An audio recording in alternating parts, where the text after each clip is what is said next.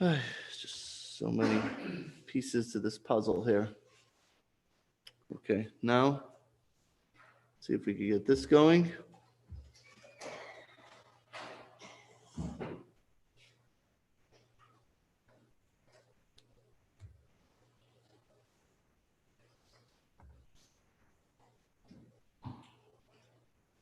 Okay.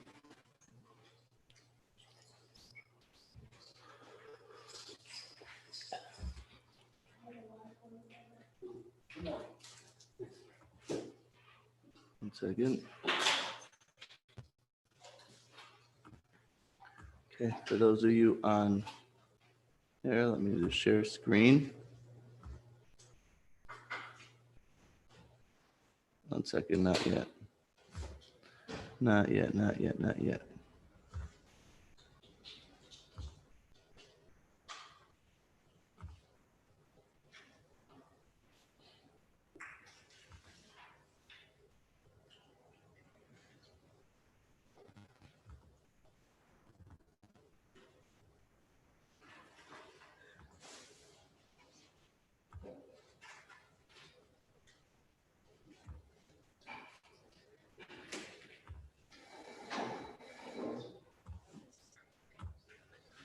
Sorry, I'm just trying to share screen again. Okay. I think we actually got it this time.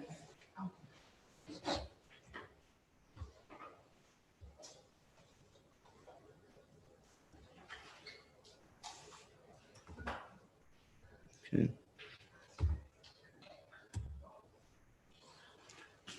Okay, we got now what we had in the first lesson on here, and on finally figured it out after 4 weeks how to do it. But okay, it is what it is. All right, can all of you on Zoom hear me? Okay. Yes, we can. I can. Okay, very good. If you have any questions, then feel free to throw them at me in the chat box. So let's begin. We are now, just make sure it's running on YouTube. I think it is. Hi, Rabbi. We can hear you fine. You can hear us? Okay. Yes. So good morning, everyone. Good morning. Isabel, Al, Ronaine. Who else is here? Jean, Elaine. And everyone that's here. David, Debbie, Mike, what's this? Oh, God. Don't do this to me.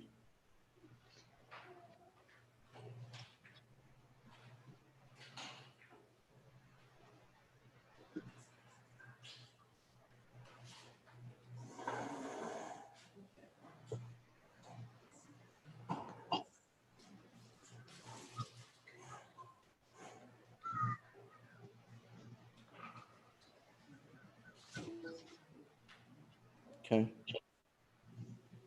And let me just make sure. Okay. I think we got everything in play now.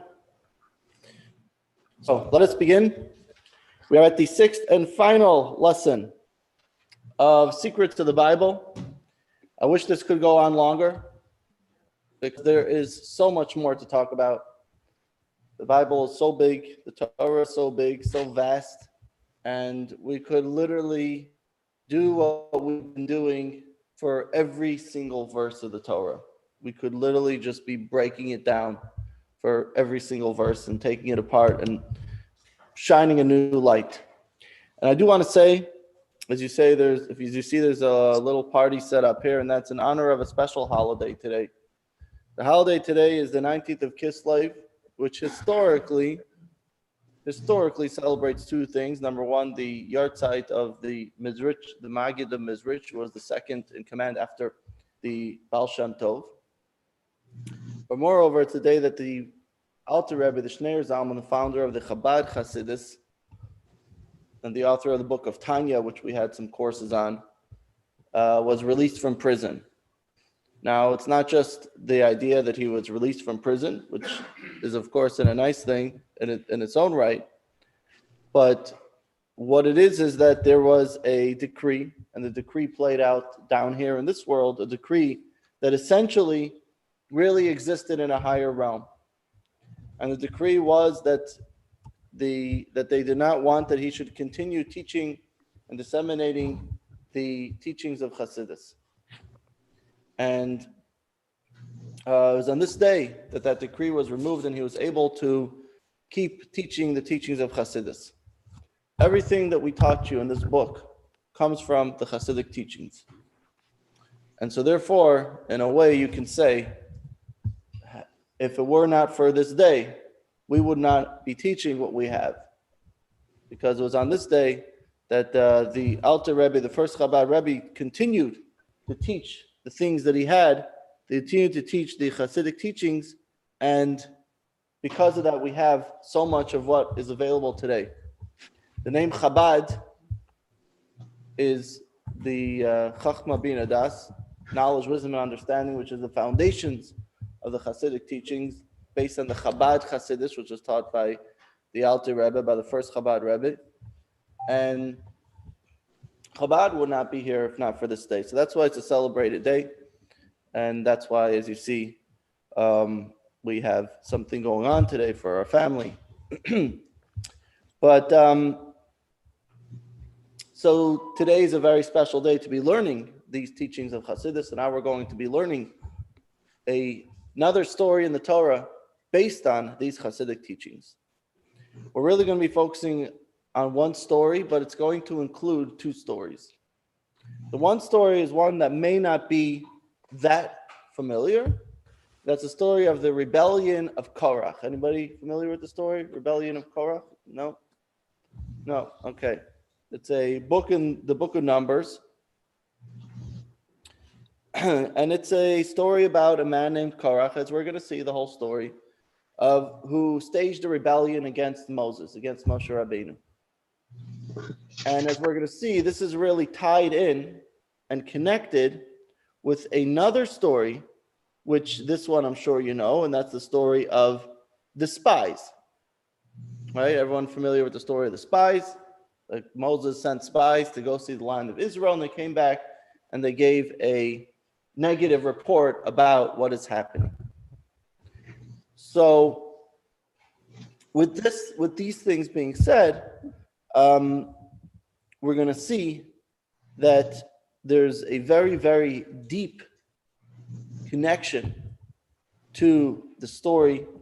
And not only that, but as we've been showing you until now, a very deep thread with the stories of the Torah, that the claims that are said, they're not simply things that have happened, but each one and each claim that was staged in every generation, perhaps playing out in another way, is another step in understanding what is the purpose that God wants from us, why the whole story began with, and why everything happened throughout the stories of the Bible. And based on that, we can understand what is our purpose today, what do we have to learn from it today, and what are we looking forward to as a people. So let's begin with the story, and that is in text number 1. We're going to show it here on the board. Hopefully it's going to work. Oh, it's actually working.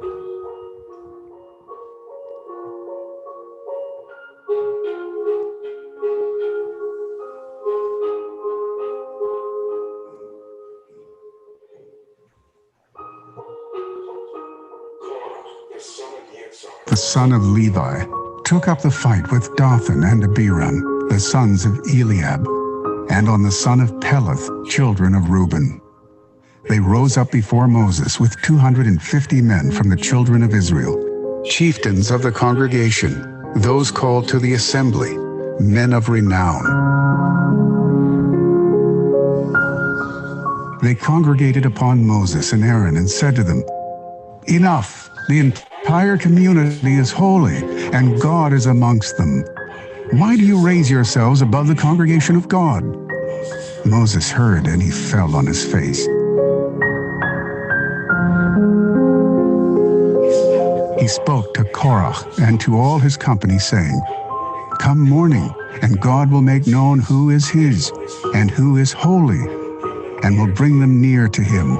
And the one whom he will choose, he will bring near to him.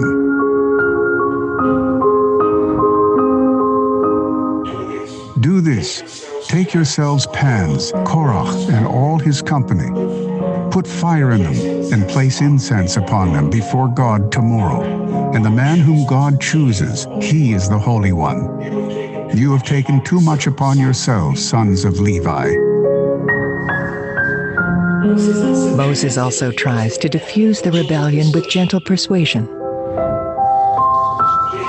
Please listen, sons of Levi. Is it not enough that the God of Israel has distinguished you from the congregation of Israel, to draw you near to him to perform the service of the tabernacle of God, and to stand before the congregation to minister to them?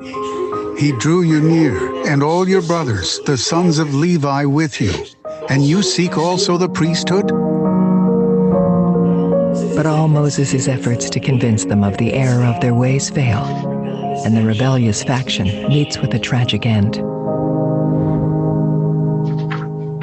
The ground split beneath them. The earth opened her mouth and swallowed them in their houses. They and all they possessed descended alive into the abyss. The earth covered them up, and they were lost to the community. And a fire came forth from God and consumed the 250 men who had offered up the incense.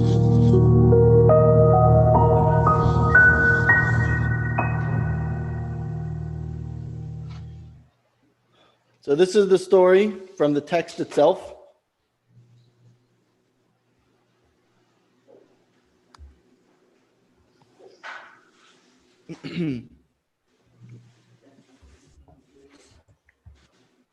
And so for those of you who don't know the story, obviously there's more to it. And if not, I very much encourage you to read more on the story itself. But now, after reading this today, we will gain some insight into the story as you continue to do so. Now, understand this individual, Korach. He was not a simple man. He was very smart. He was very influential. He was very wealthy. He was prestigious. And he was good, really good at PR. As we'll see some of the things that he did, he really knew what he was doing.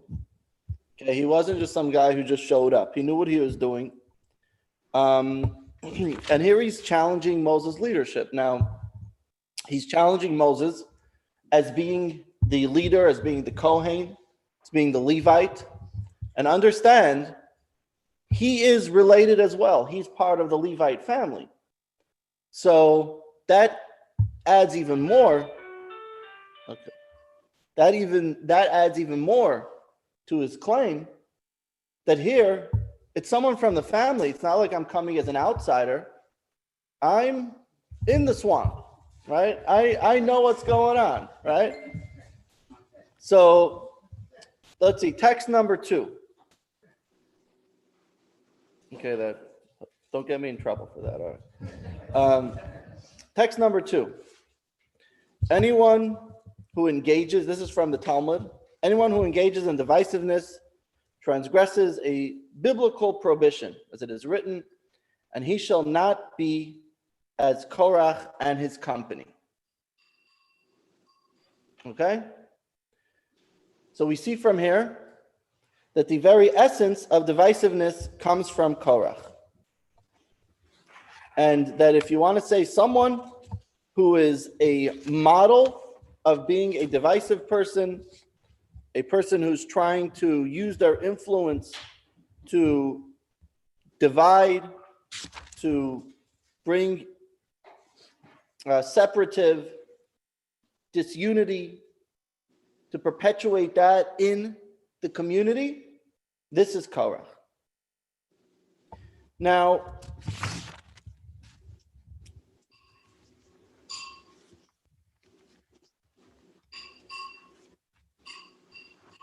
before we ask some things about Korach, let's first understand what actually was his claim. And then we'll break it down to see what are the issues with what he said. What exactly was he claiming? What exactly was he angry about? What exactly was bothering him? Like I said, he was a Levite himself. He was there. He was part of the hierarchy, what he's referring to as the hierarchy. So what he says is seemingly something that is a very good claim, actually. In Korach's words, he says, over there in lines 13 and the lines 13, 14, 15, 16, he says, enough. The entire community is holy, and God is amongst them. Why do you raise yourselves above the congregation of God? Okay. Now remember, last week, we gave a whole class. And what was the point of the class? That Moses, or at least a part of it, that Moses said to the Jewish people, it's not just me, it's all of you. You all heard the word of God. Korach says, 1 second. We're all holy. The Medrash, text number 3. The entire community is holy. At Mount Sinai, everyone heard God proclaim, I am the God, your Lord. So why do you elevate yourselves? So we said, isn't this the uniqueness of the Mount Sinai event? That here you have a people that all of them saw and heard the words of God? Nevertheless, obviously Moses was directed by God to create a hierarchy of holiness within a community. The Jewish people were divided into 3 groups. As we know, it was according to the command of God, which is you have the Israelites, the Levites, and the Kohanim, each one having a higher and holier status than the next. Each one had their own position of where they stand out, and we're soon going to see what each one was meant to do.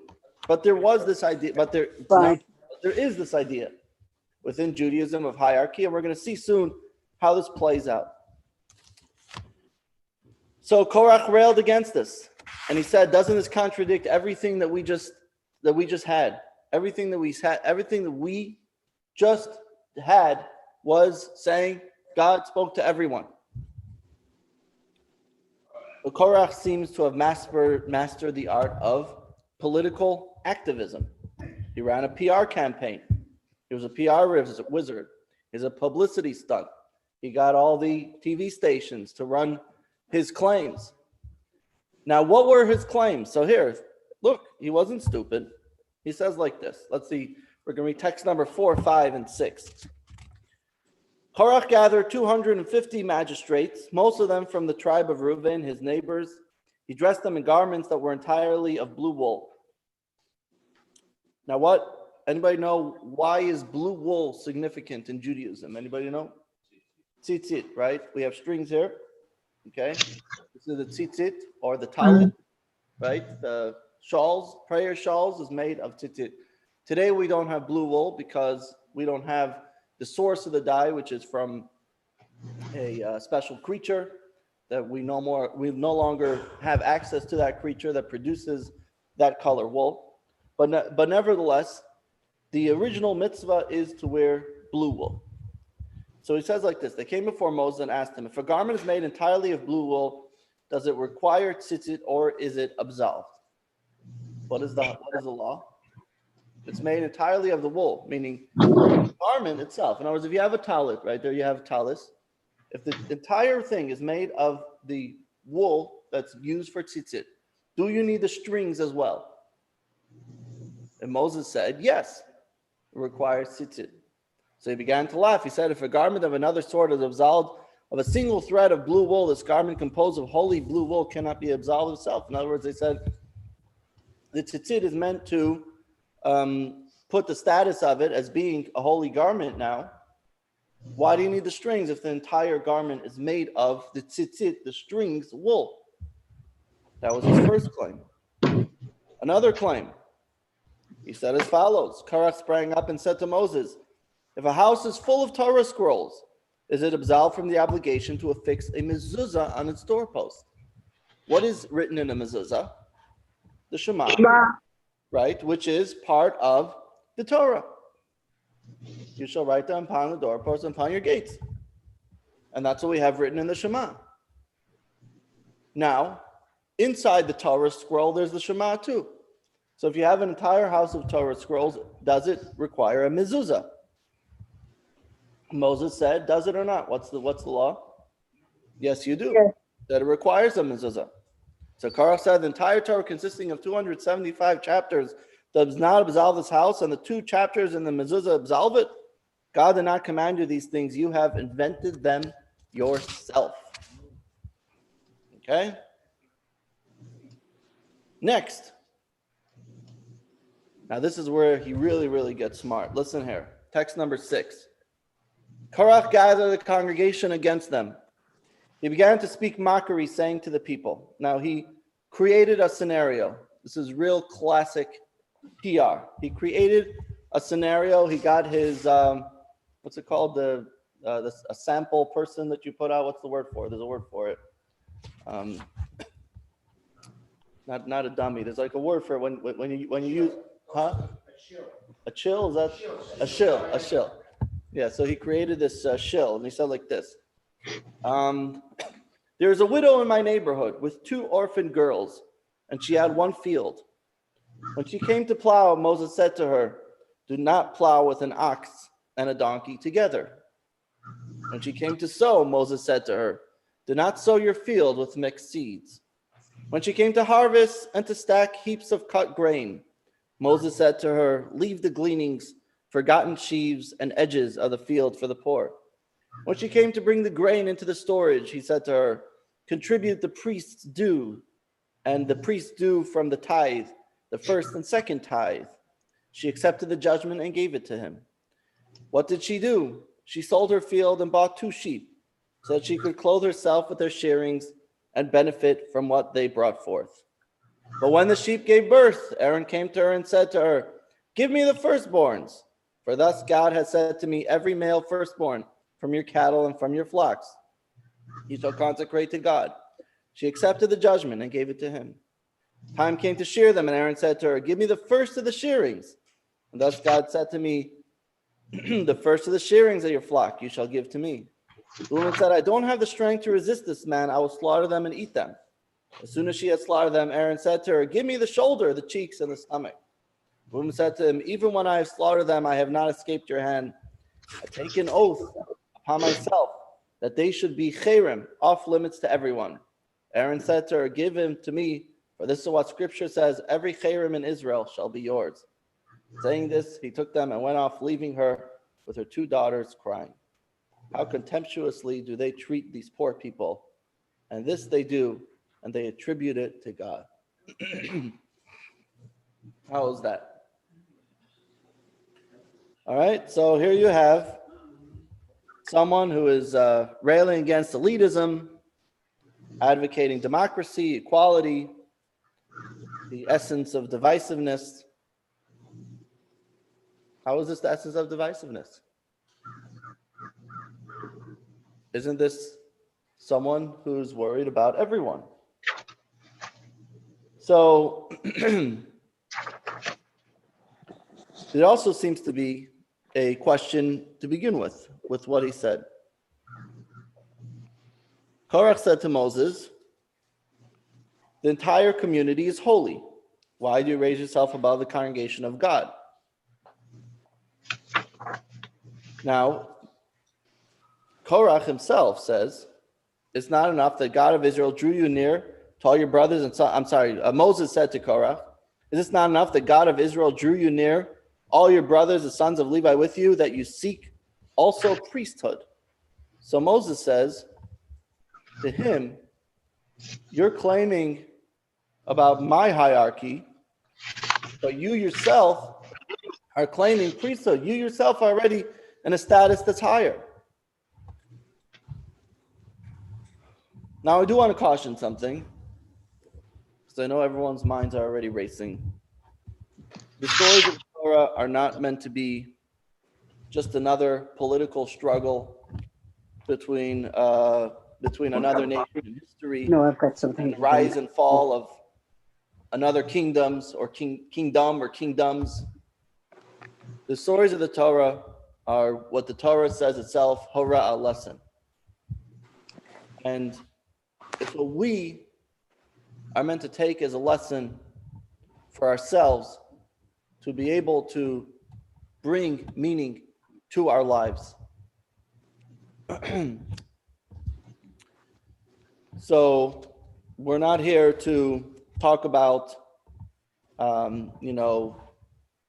overthrowing tyrannical governments and those who assume powers. That's not the point of this class. The point of this class, let me first, does anyone have any questions on the story before we continue? Any questions on the story that we presented so far? Yes. From what I've heard in the past and read, seen in movies or whatever, the people who rebelled against Moses, did they revert back to idol worship and things like that? Some did.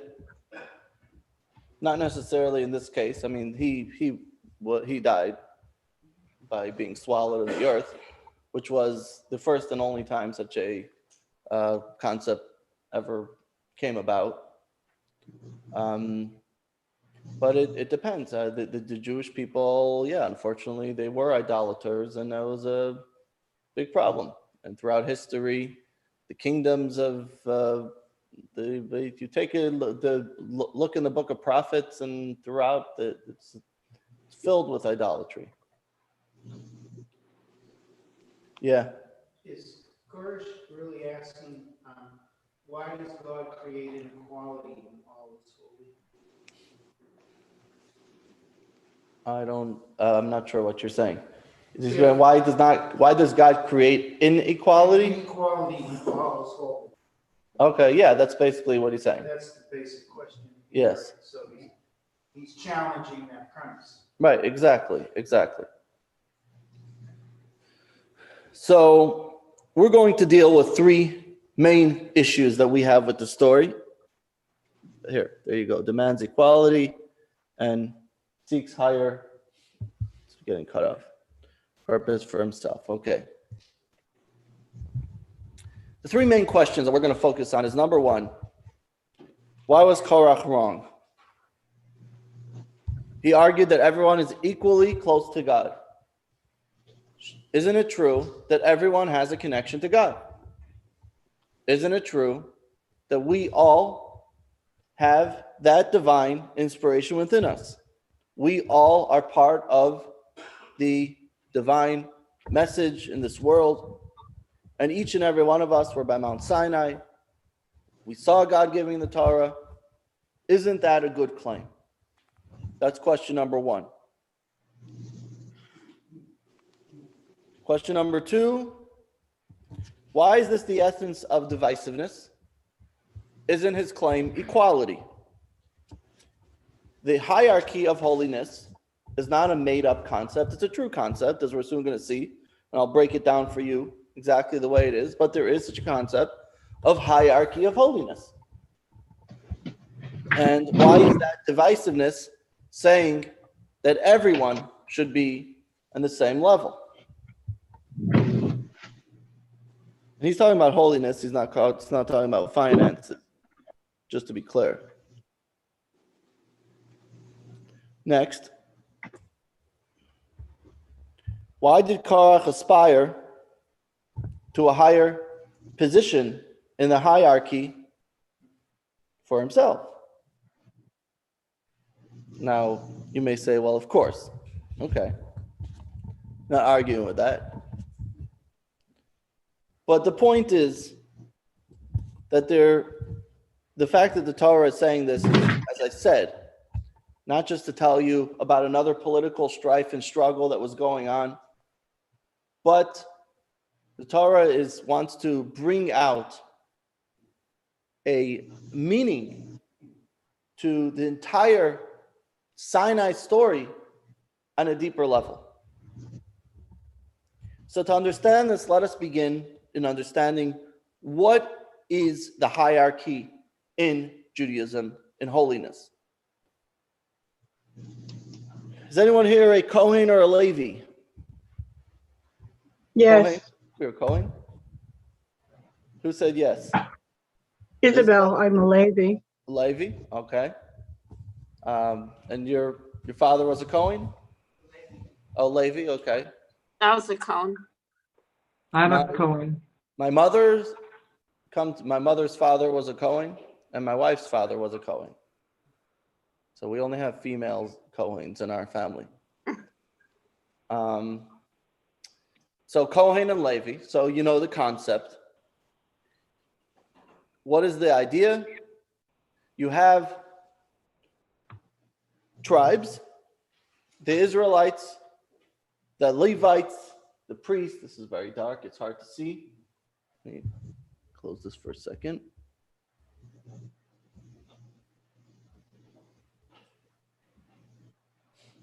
The Israelites, the Levites, the priests, the high priests. If you go from the bottom down, the Israelites, they are what we would call the working class. The farmers, the shepherds, the merchants, the artisans, the teachers, the soldiers, the government officials. These are the Israelites, working class. And they had whatever their occupation was, whatever their business was, and they had the ability to invest within the physical material world, to get involved there. The tribe of Levi, they were the clergy as a tribe for the Israelites. They had the spiritual tasks. They did not have their own land. They had Levite cities, which were proportioned throughout the land of Israel. In other words, the Israelites were each given a specific portion of land. And, you know, if you're a tribe of Reuben or Shimon or Judah or Yisachar, each one had their section of the land of Israel. And the Levites, they had cities that were given within the lands of the other tribes, but they weren't proportioned to a specific part of land of Israel. And this is where they lived. They were the spiritual leaders of the Jewish people. They were the rabbis, if you will, of the rest of the nation.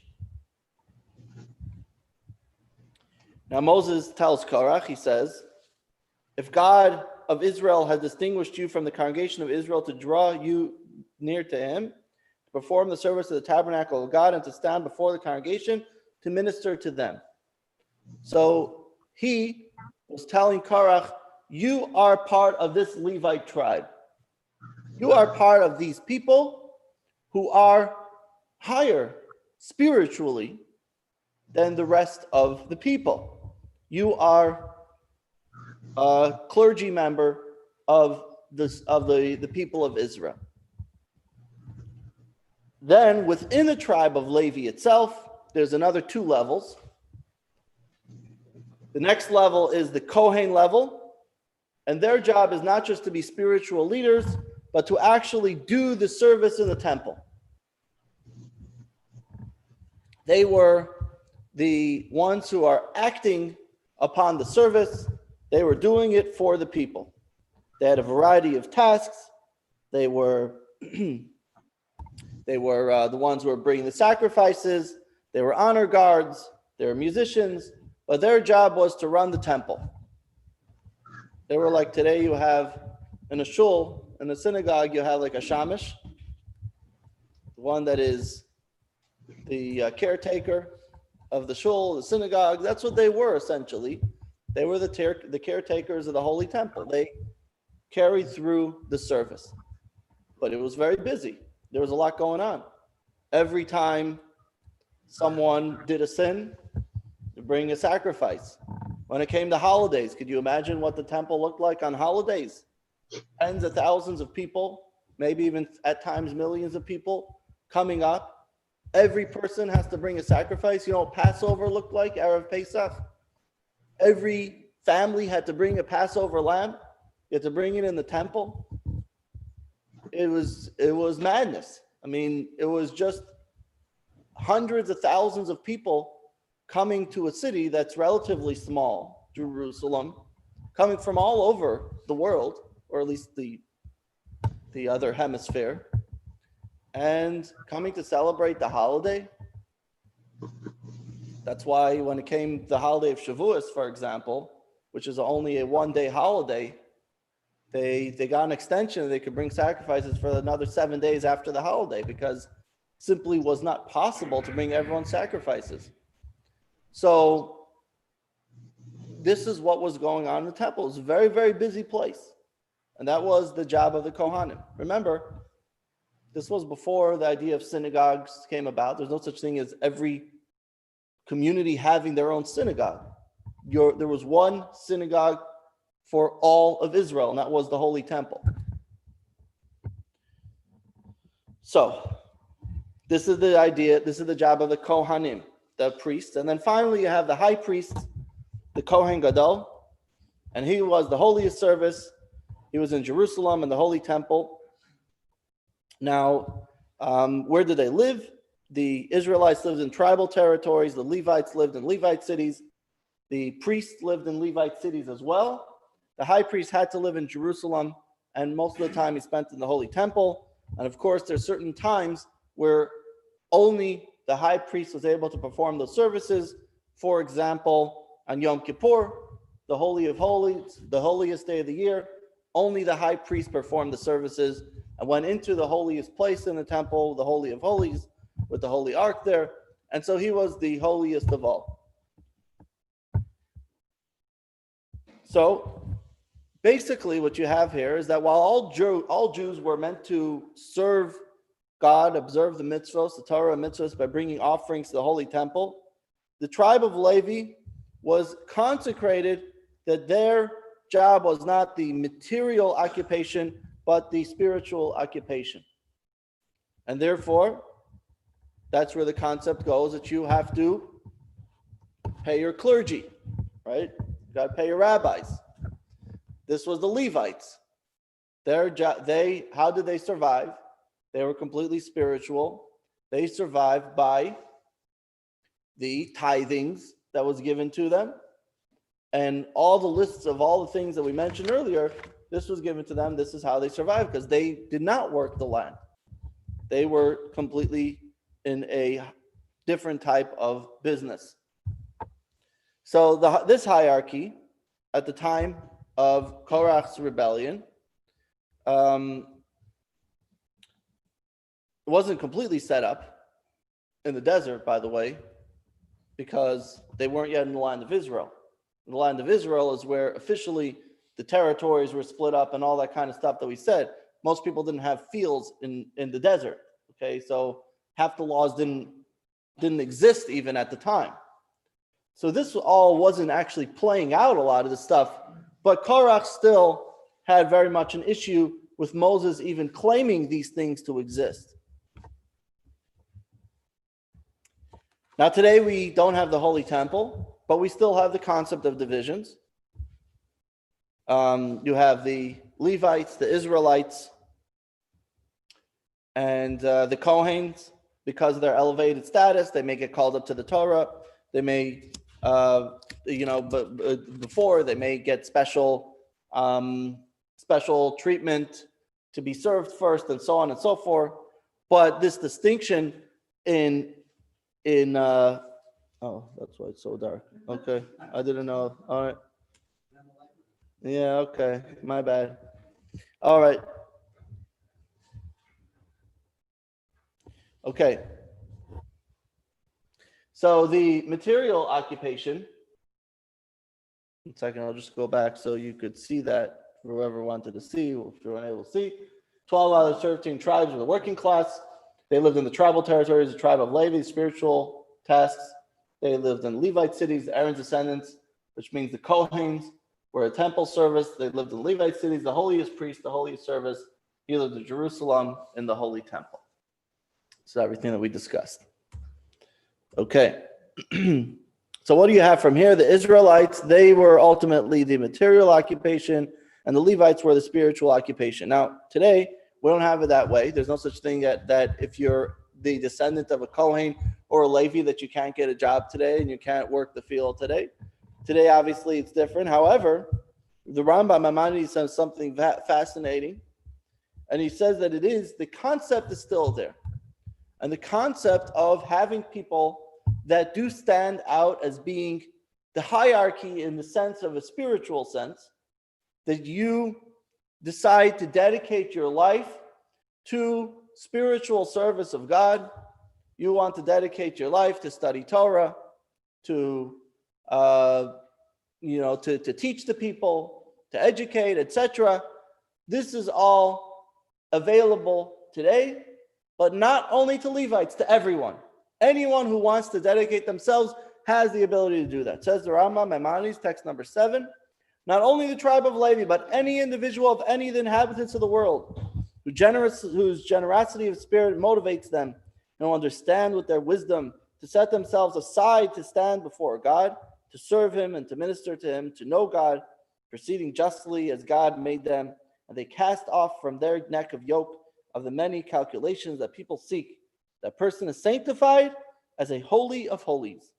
God will be their portion and heritage forever, and will provide their needs for them in this world as he provided for the Kohanim and the Levites. So if someone wants to have this kind of life, Maimonides says it's open to you. If you want to focus on spiritual occupation, you can do that. Maybe. I mean, in a sense, it's that concept, yes. Nazir is actually vowing that he's going to live in that life. So the idea is essentially defined by materialism versus spirituality, and the more materialistic you are, seemingly, the less spiritual you could be. This was the claim of Korach. Now, not everyone could be that, because if you have everyone deciding just to study Torah all day, then it won't work out very well. You need those who are supporting and those who are the spiritual aspect. So you need both, and both are important. And the Jewish tribes were set up in that way. Now, to understand this, we're going to take another story, one that is perhaps a little bit more known, and that is the story of the spies. What is the story of the spies? Although it's not the subject of today, but this is going to help us understand a little bit. We're not going to read the whole story, and we're not going to have a video with the text of it, because that's not the point, and we're not going to have time for that. But many of us know the story of the spies. What is the story of the spies? Moses sends 12 spies to the land to scout out the land of Canaan at the time. And the point is, find a way that we could conquer the land. They come back, and what do they say? They're each carrying fruit of the land, except for 2, Caleb and Joshua. All the others, they come back and they say, this land is, can't do it. This is not for us. This is a tough job. They said, Eretz ochelet yoshveha. It's a land that consumes its inhabitants. What does that mean? A land that consumes its inhabitants. We're going to explain that in a moment. And they said it's impossible to conquer the land. We're going to be trampled upon. They said that we're like grasshoppers to the people there. They're so big. They brought the fruit to show how big the fruit of the land is. How could we live? Look how big the fruit is. Can you imagine how big the people are? It's impossible. Can't be done. Well, unfortunately, God said, if this is what it is, then so will be. This generation will not go into the land of Israel, because clearly you don't want to go into the land of Israel. So God said, you are not going to go in, but your children will go in. So there's various explanations offered about what exactly was the claim of the spies. And they were righteous people. They were holy people. The Torah itself says they were tzaddikim. They're righteous people. How do they fall so low not to want to go into the land that God gave them? So there's many explanations. And we're going to take a look at the Hasidic explanation for it. Let's read it inside and we'll explain a little more after. Text number 8. The teachers of Hasidus explain the reason that the spies wanted to remain in the desert and not enter the land of Israel was because they did not want to lower themselves to engage with material world, material things. When they were in the desert, the children of Israel were secluded and disconnected from the material world. Even their physical food and drink were elevated above the earthly and the mundane. The manna served them as bread from heaven. Their water came from the well of Miriam. Even their clothes miraculously grew with their bodies. But upon their entry into the land of Israel, they'll be required to eat bread from the earth. And in order to obtain it, they will be required to occupy themselves in worldly matters, in the labors of plowing, sowing, and so on. This is why the spies did not want to enter the land of Israel. They argued that it's a land that consumes its inhabitants. It consumes those who dwell in it by turning them into earthly, i.e. materialistic beings, depriving them from the spiritual achievements that can be attained only by secluding oneself from the world and occupying oneself with spiritual pursuits, solely with spiritual pursuits. In truth, however, the spies erred in their approach. For the ultimate purpose is to make for God, so to speak, a dwelling in the lowly realms, to engage with worldly things and make them a receptacle for godliness. The period that the people of Israel were in the desert was only in preparation for the dwelling in the lowly realms that they would make when they entered the land of Israel. So this was the claim of the spies. The spies said, we don't want a land that consumes its inhabitants. We want to live the desert life. Desert life is the best life. God's taking care of us. We get our bread given to us every morning. It's like a student in yeshiva. You know, they say the story about the shidduch that was made, and the son-in-law comes to meet his future father or mother-in-law, and the father-in-law says to him, so Moshe, how do you plan to support yourself? He said, well, Hashem is going to help. God is going to help. So he says, Moshe, do you plan to work? How do you plan to take care of your family? He said, Hashem is going to help. God is going to help. What about getting a place to live? Hashem is going to help. God is going to help. So the father-in-law turns to his wife and says, look, not only does he love us, he also thinks that we're God. So, this is the way of the desert. The way the desert is, everything's going to be provided. Everything's taken care of. You're going to come to Israel, it's going to consume you. You got to work the land. You got to start putting yourself into it. Even in modern Israel, take a look at what was done in the last 70 years. The way they took cities like Tel Aviv, which is essentially nothing, they turned it into a city within just a few years.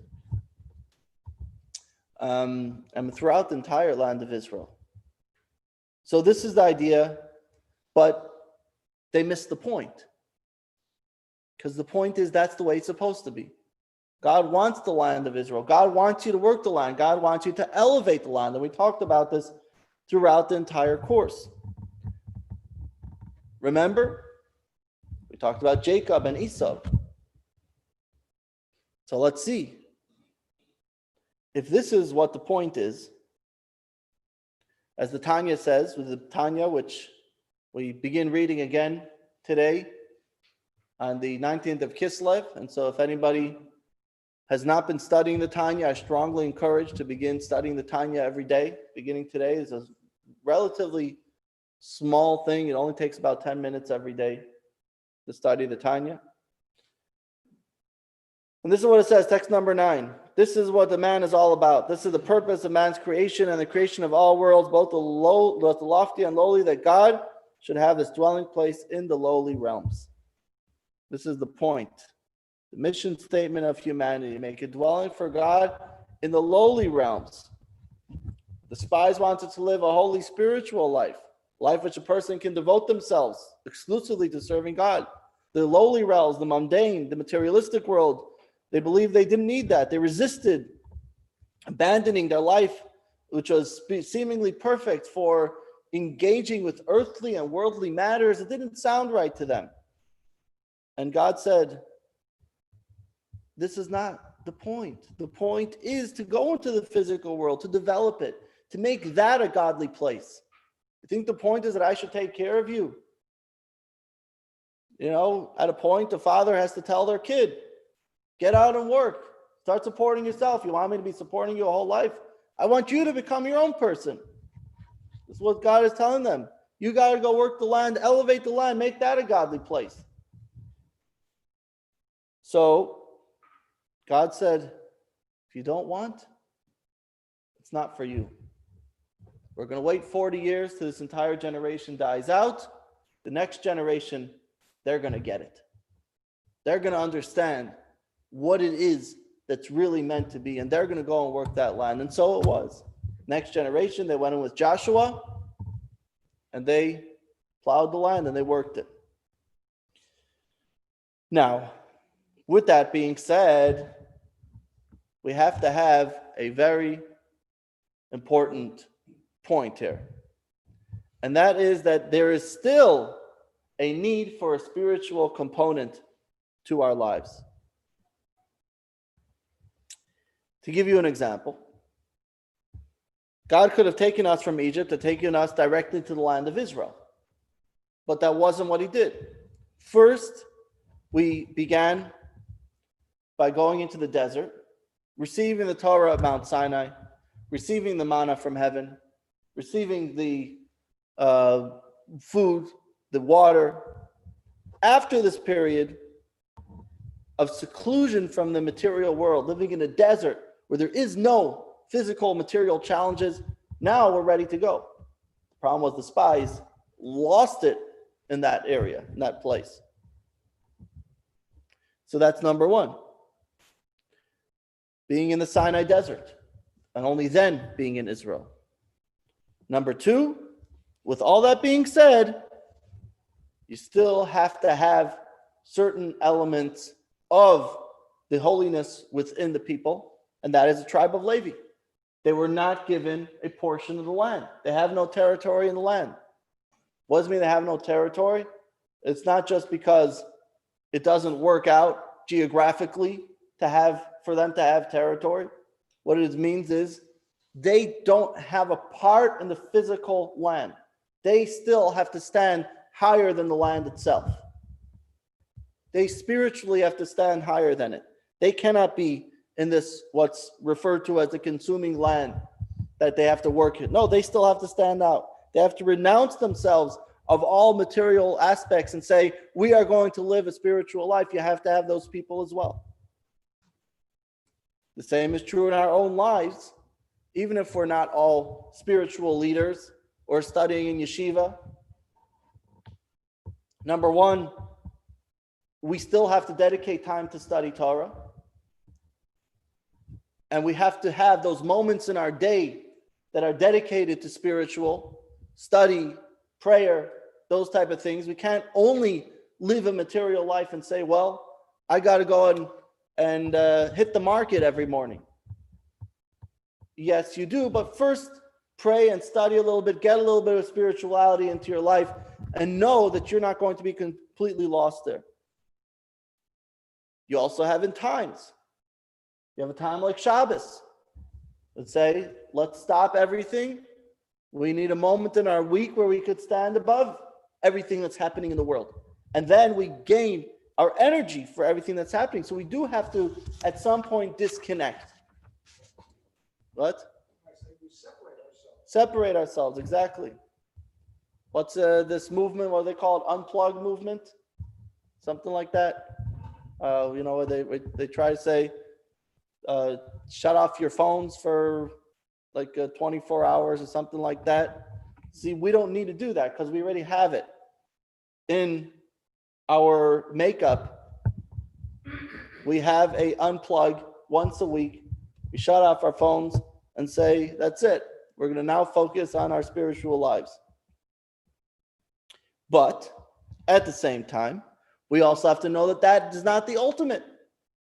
The ultimate purpose is to make a home for God within our material lives. In other words, they have to work together.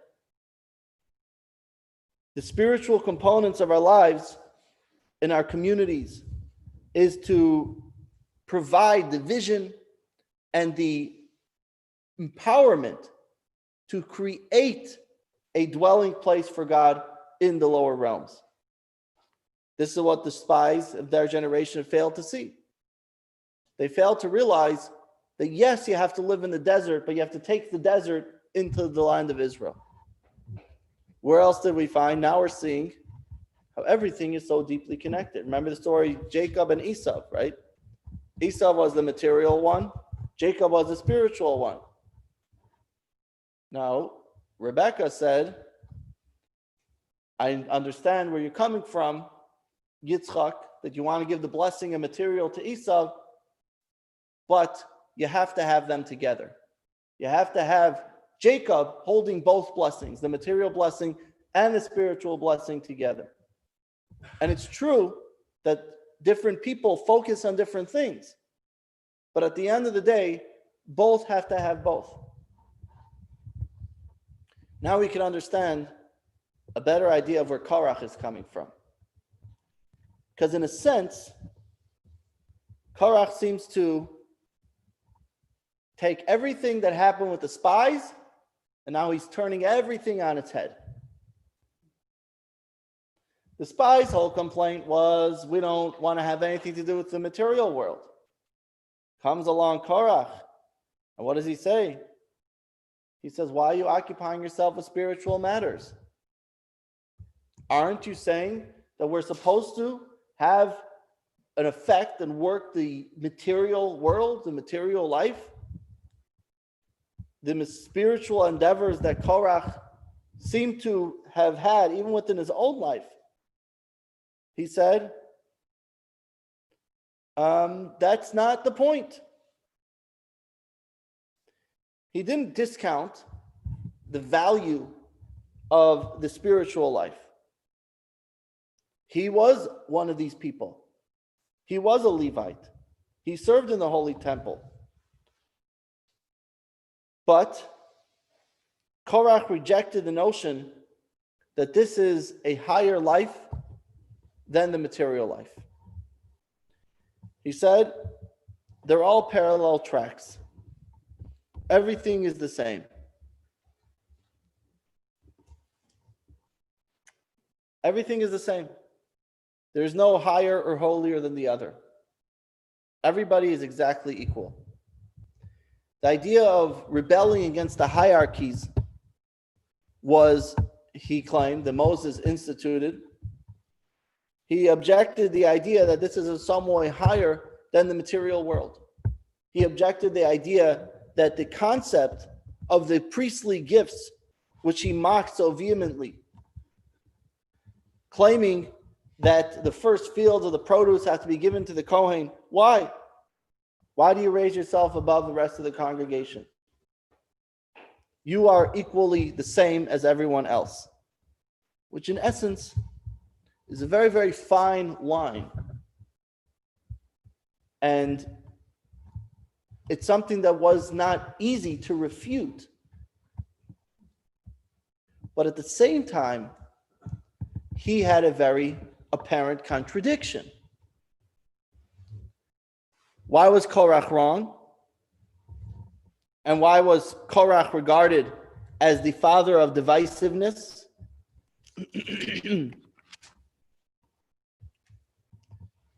So let's look at this in another way.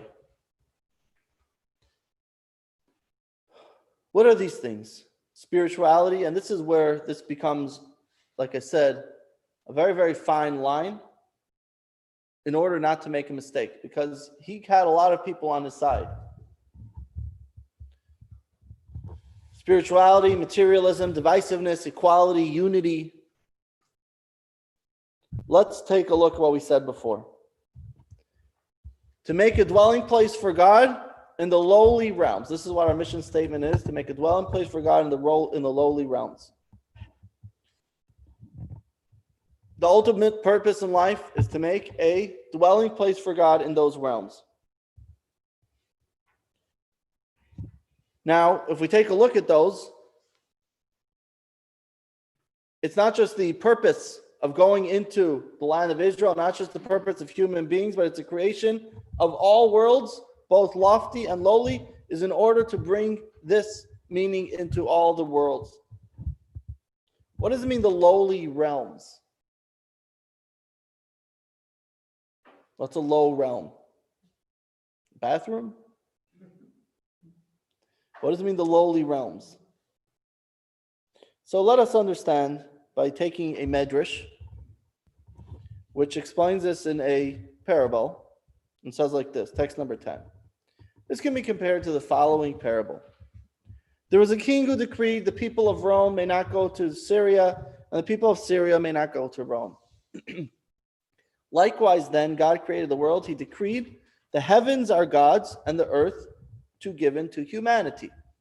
And this is what many people read and believe, but this is when the world was created.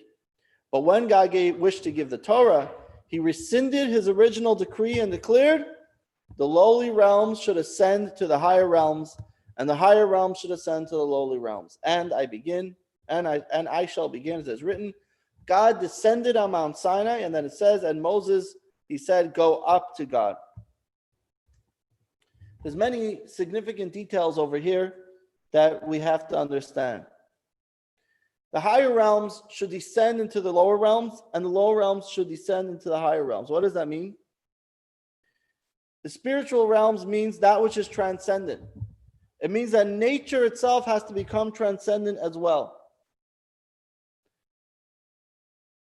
The physical world, which is nature self-absorbed, has to escape its lowliness. In other words, it's a two-part process that have to work together hand in hand. You're taking two opposites, just like two different countries. Let's give the example, Syria and Rome. But the idea is taking two completely different realms that essentially cannot collide with each other. They don't make any sense. And bringing them into one. Today we have a great example of this. It's right here. They came up with an invention, and it really didn't start here. It started with other things. Taking something that you can't see, you can't touch, you can't feel, you can't relate to, and putting it into a physical piece of plastic or metal. In other words, taking data, which is essentially a non-existent form of life, and bringing it into something very, very material. You need an invention to bring the two of those together. Now, God created this invention by Mount Sinai. In a more spiritual sense, what did he do? He said that you could take, for example, let's say a Torah scroll. What's a Torah scroll? Torah scroll is ink, parchment, wooden sticks, and making that a holy thing by writing letters on it, turning it into something that is holy, that you can't even throw out, or a book, or a mezuzah, or a tefillin. You're taking something that's very, very physical, material, and bring a holiness into it. Essentially, it doesn't really fit. They're two completely different realms. Spiritual realm and physical realm don't exist essentially in the same world. And yet God said, I'm opening up that door to allow the two to coexist together.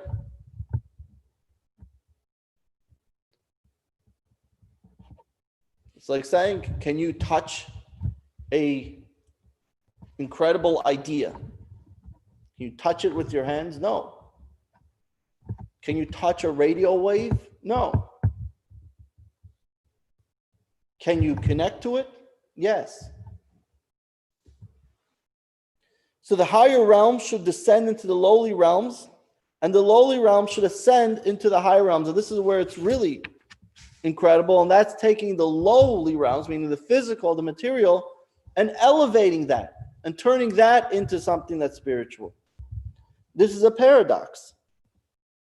These are things that really don't work together. You can't really bring out the both as one. But our job is to strive to be more spiritual, even though we are in a physical world. The Baal Shem Tov once told the following to one of his disciples. He said, there was once two neighbors, a Torah scholar and a poor laborer. The scholar would wake up before dawn to study for several hours. He would pray with great devotion, hurry home for a quick bite for breakfast, and then return to a study before studying more Torah. Once in a while, he would interrupt his learning to engage with a little business, just enough to provide its basic needs, and then he went back to studying Torah. His neighbor also woke up early, but he struggled. He barely succeeded in putting food on his table, and he wasn't able to study. He wasn't able to learn. When the two neighbors would pass each other in the yard, the scholar would throw a crass would throw a crass look to the what he considered the materialist, the one who couldn't study any Torah. All he did was work in his field all day and get a couple cupkis. And the poor laborer would look at him and say, I wish I could be more like him and be able to study more. And the Baal Shem Tov concluded the story and said, when it came to pass and these two men concluded their journey down here on earth, and they went up to heaven, and their souls came before God. He's got this scholar, that smirk that he sent to his neighbor. He said that degraded all of his holy endeavors. And for the poor man who would just say, I wish I could be like that, that took over everything, and that was considered like he had all the spiritual endeavors. This was the Baal Shem Tov. This is one example of the Baal Shem Tov where he helped remove the boundaries. As he once met an individual who was a spiritual, I guess you could call him, a spiritual hermit. He would just sit and study Torah and pray all day and night in the synagogue. And the Baal Shem Tov came over to him, said, hello, how are you? Now the Baal Shem Tov wasn't revealed for what he is. It took many years till he revealed himself to who he was. And the man ignored him. He said, oh, some guy coming to town just driving me crazy. So he ignored him. So he said again, how are you doing? So he ignored him. And he said to him, why are you removing or not giving God his food? So the guy said, well, what are you talking about? Giving God his food? He said that God supports us and takes care of us in this world, and he wants that we should bless him from everything that we have in this world. So when I ask you, how are you doing? You're supposed to say, thank God, I'm doing very well. How is things going in life? Thank God, going well. Thank God, I have what to eat. Thank God, I have a home over my head. Thank God, I have what to wear. When you say those things, when you bless God for everything that you have, that is God's sustenance. That feeds God, so to speak. He says, you're taking away God's sustenance by ignoring me when I'm asking you, how are you doing? The guy didn't know what to say of it. He thought this is some beggar coming to town. But this is the idea that we are able to give sustenance to the spiritual, to the divine, by enlightening the material world. in and of itself, spirituality doesn't care about the material world. The material world seems to it to be grim, coarse, an unlightened place. But it's our job to enlighten that, to bring that about, to flourish and make the material world a place that could be a holy world as well. So when we say we have to turn the world, that God desired a home in the lowly realms, the material world, it means that we have to elevate things that are here to make the dwelling here as well. And make the physical world to ascend to the higher realms. And this means that the material world has to constantly strive higher than it currently is. A material world that is satisfied with its materialistic state of existence is not fulfilling its purpose. It's only going to become more and more engrossed in itself. If you keep finding something that's higher within it, keep finding a higher purpose within it, then it will become much greater. The spies were concerned that maybe I'm going to become too consumed with myself. Even though I understand that there's a higher purpose, but if I don't constantly feed the spiritual aspect of it, then it's going to lose its identity for what's meant to be. Korach said, I'm going to take this to the other extreme. The spies thought that the only path to God is through spirituality. Korach rejected this notion, and he said, spirituality is not higher at all. The materialistic itself is essentially what's important. Let's stick to the materialistic. But that's not the point. The point is not that they are parallel tracks, but that they have to come together. There has to be an interaction between them. They have to work in the same point. Korach said, there is no holy, there is no higher. Let's stick to the material. Let's stick to the physical. This is also why the tragic end to Korach, was there created a so-called punishment for him that was never heard of before, being swallowed up by the earth?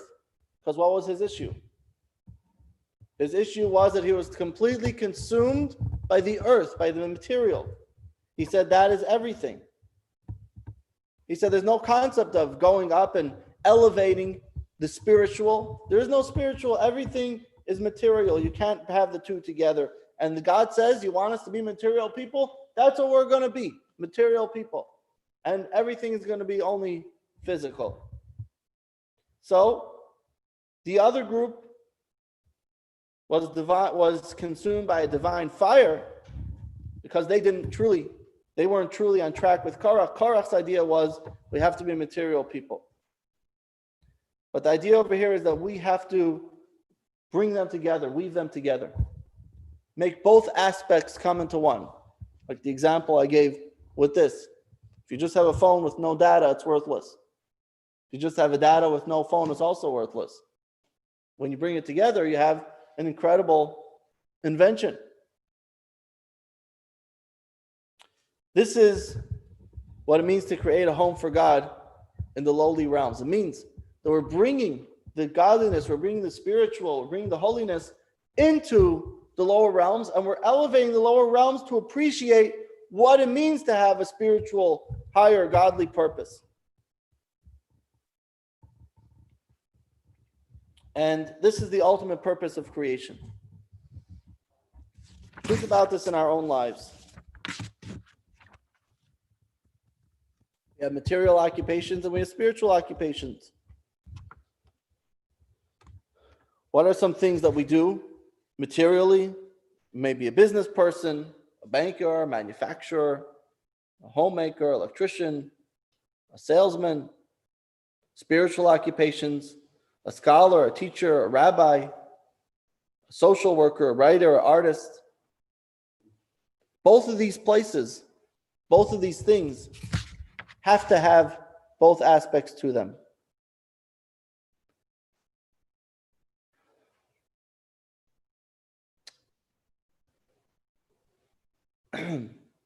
There's still, there's an exercise here. You can do it.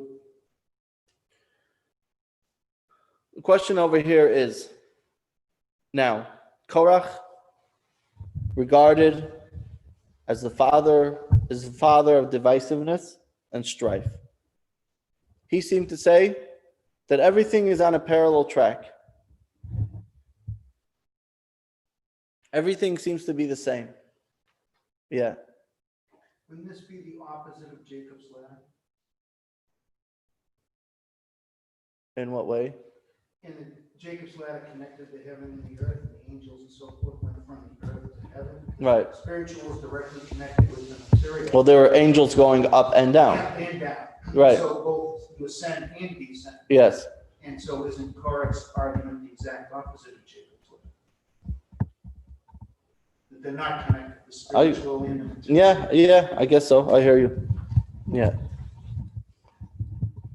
Just to be clear, Jacob's ladder was before the giving of the Torah at Mount Sinai, so it was on a little bit of a different level. But yeah. So, why is this the ultimate divisiveness?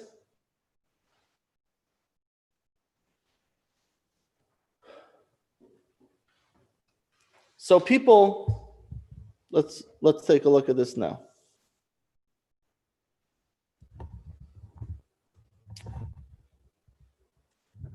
The fact is that people are different. No two minds are alike. No two faces are the same. If God wanted us to be all the same, then we would have 7 billion people who look exactly the same. And yet we see that there's 7 billion different individuals. Now, differences have tendency to lead to conflict. Look at the world today.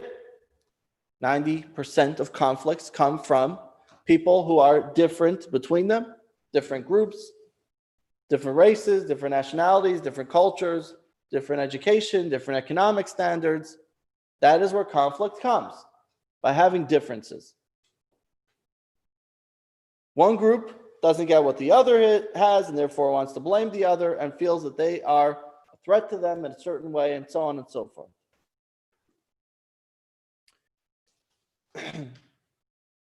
But does it really have to be this way?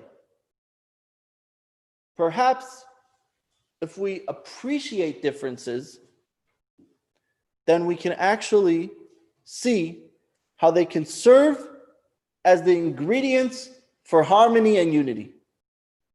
If we appreciate what differences really are, then they are actually meant not to be equal, but to have an aspect where one is connected to the other. I'll give you a simple example. Our bodies. What makes up a body? You have a head, you have a foot, you have a hand. The head may be the hierarchy of the body, but the head still needs the foot to get the head to where it wants to go. And it still needs the hand, and it needs the eyes. And the hand can't move unless the eyes shows it where to go. And the eye can't go where it wants to go unless the foot moves it to where it wants to go, and so on and so forth. In Korach's model, there are parallel tracks, as you see in text in figure 6.3. Equality, independence, alienation, conflict. Moses' model is there's hierarchy, which, if appreciated, could bring to interdependence, could bring to harmony, and could bring to unity. The parallel tracks of Korach's platform is the popular term pluralism, that all paths are equal, no one is greater, everyone has the same. But why does it fail? Because there is no line of connection between them. there is nothing that actually brings them together if everybody's at the same path. If everything is perfect,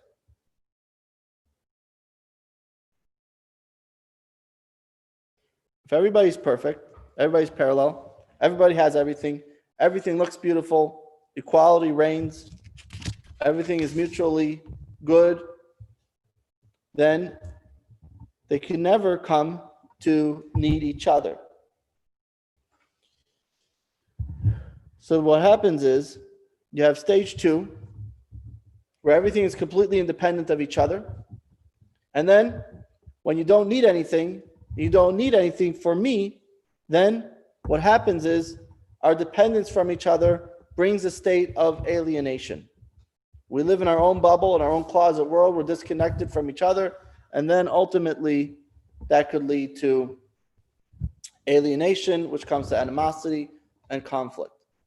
It's that we are social beings. We don't do well living on our own and with having everything taken care of by ourselves. In other words, if everything was taken care of, if we had food delivered to our door every morning, and we won't need to look to anyone else, then that would actually lead to the ultimate divisiveness. When you deal with a reciprocal relationship, there's always a giver and a recipient. Something you have that I don't have. Now, it's not only money, maybe wisdom, maybe, I don't know, could be anything. Everybody has something that someone else doesn't have. And so, by definition, the giver is on a higher level than what the receiver is. The recipient occupies the lower station and requires humility and generosity. It has a humility for me to recognize that there is something that someone else has that I don't have, and that I need to come upon that individual to receive that thing. And generosity to recognize that I have something to give that the other individual does not have, that I should be giving to them. The Moses, what Korach wanted to be looked at as a hierarchy model, the spiritual higher than the material, the materially engaged person still needs to look at the spiritually engaged person for guidance, for inspiration. They have to always constantly be looking themselves to raise themselves up. There's a reciprocal relationship. The spiritual leader knows they need the physical support and assistance of the material individual. The material individual knows they need the spiritual support and guidance of that individual. And the truth is with everything in life. A doctor knows he needs a lawyer. A lawyer knows he needs an accountant. An accountant knows he needs a teacher. A teacher knows he needs a farmer. Everybody needs someone else. The idea of the priestly gifts that Korach was so evidently against, what was the idea? The idea is that we are the ones working the fields. We're the material people. But at the same time, we recognize that we still have to be connected to the Levites, to the higher spiritual source. We still need their teaching, their guidance, their spiritual connection. Korach didn't want that. He didn't want that the spiritual leaders should be connected to the materialistic individuals. He said, we got it all. We don't need you. We don't need Moses. We don't need Levites. He wanted to get rid of all the rabbis. We don't need spiritual leaders.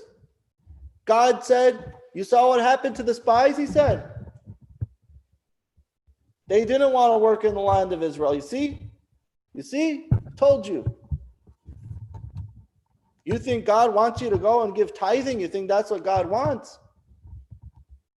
Look what happened to the spies. God sent us 40 years in the desert because of those people. Because they said that it's all about working the field and giving tithing to the Levites. That's why he wants it. He wants the tithing. That's all he wants. But that was his mistake. His mistake was that you do need both. It was the mistake of the spies as well, on the opposite spectrum. When a business person donates a portion of their profits to charity, then that becomes the most valuable asset on their balance sheet. In stage 1 with Moses, you have different levels. In stage 2, you're able to connect everything. Recognize this, what he referred to as superiority or inferiority dynamic is actually not superior. It's an interdependence. You have something that I have something that you have. The problem is that we don't have the humility to recognize that. If we did, we would live in a perfectly harmonious, peaceful world. Our egos don't let us get in the way. Or egos get in the way, should I say. Yeah? Then wouldn't the diagram be better if it wasn't the triangle with the top point in a different color? Wouldn't it be having the spiritual kind of in the middle, all connected with everybody else? Yeah, this is not a good diagram. I agree with that. That's why, yeah, you don't even have to look at it if you don't want.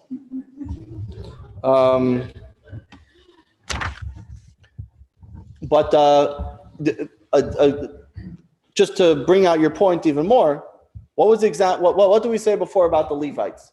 All the Jews had a portion in the land of Israel, and the Levites did not. Where was their land? Their land was spread out amongst the other Jewish people, amongst the other tribes. So they each had cities within other territories. So you're correct. And that is essentially what their job was. Their job was the Levites have to be incorporated within the material life of what the Israelites were living. And now we're able to tie everything together. Going back all the way to the very beginning of creation, what was the mistake of Adam? Adam confused the right and wrong. And then you had Noah that had to come and clean it up. Eventually you had the story of Jacob and Esau, where Rebekah said, we can't keep them separate. The whole idea is to bring the two together. Mount Sinai was also about bringing the two together. And ultimately, we see how this played out with the story of Korah. And now we are here 3,500 years later. And this is what we're still working on. This is the ultimate purpose of the creation of the world. To be able to animate the two together, to bring the energy and the spirit of the higher realms in the material, physical world around us. And I can tell you, it's up to each and every one of us in our own lives to see how we can do this within our own world that we are given. We each have different occupations. We each have different families, different associates.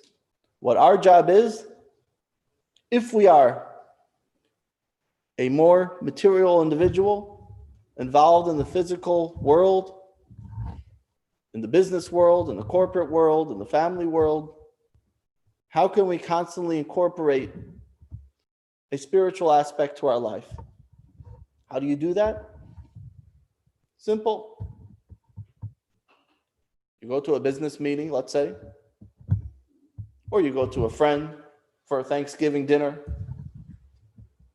or you go to a club, a golf club, and you say to yourself, how can I bring a little bit of holiness and spirituality to this gathering that I have?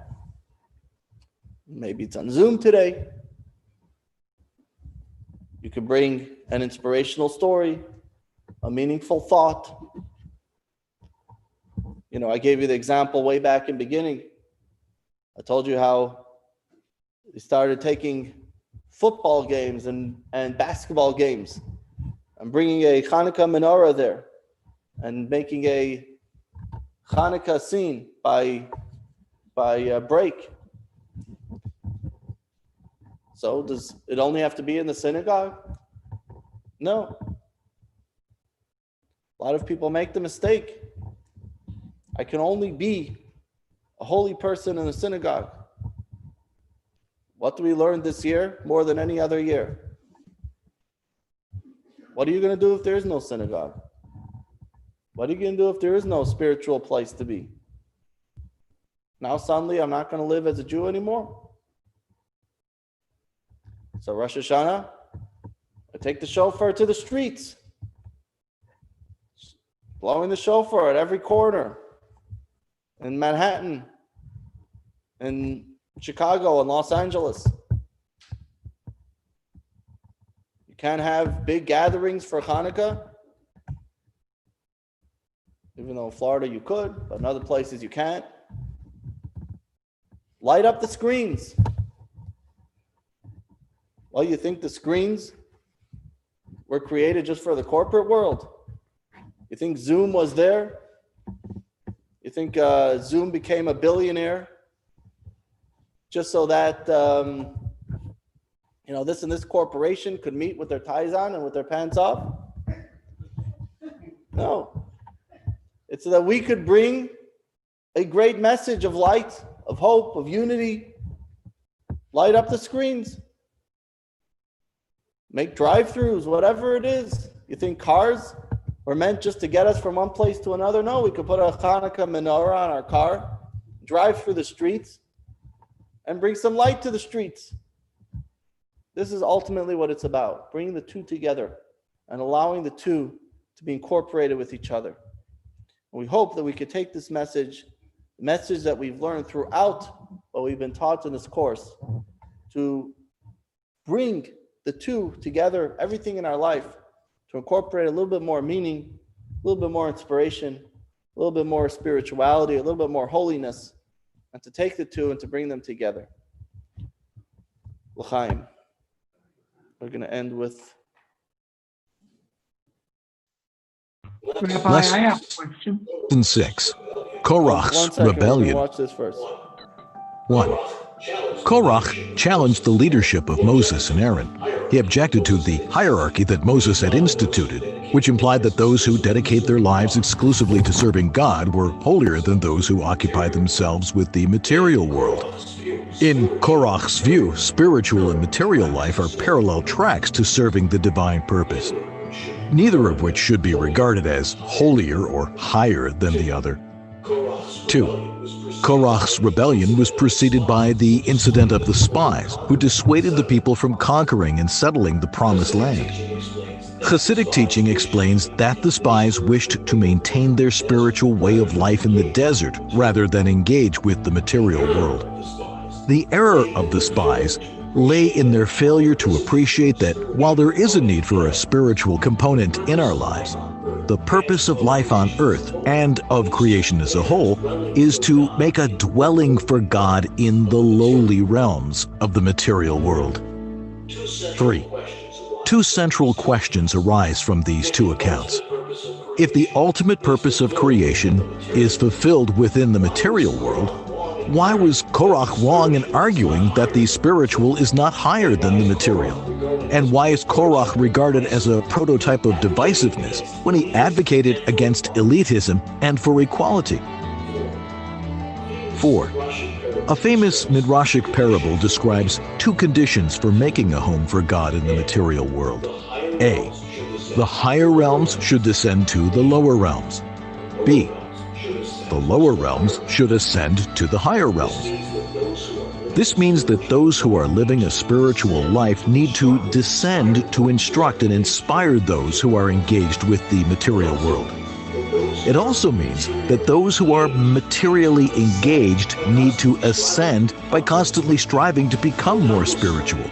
Without this striving, a person will become enmeshed in and consumed by the material world, instead of refining it and making it receptive to godliness. 5. Korach's parallel tracks approach seems to be a recipe for harmony.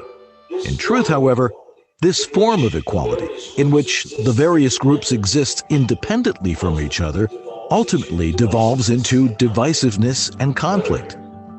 On the other hand, Moses' reciprocal relationships approach, which fosters interdependence between groups, leads to harmony and unity.